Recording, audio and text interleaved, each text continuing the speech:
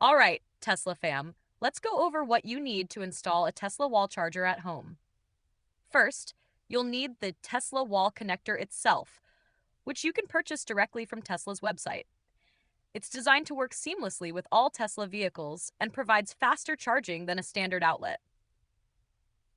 Next, you'll need a dedicated 240-volt electrical circuit.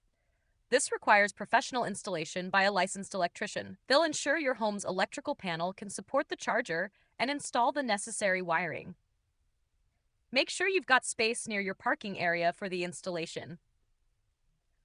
The wall connector comes with a flexible 18-foot cable, so choose a location that's convenient for plugging in your Tesla. Lastly, check your local codes and permits. Some areas may require a permit for electrical work, and your electrician will guide you through that process.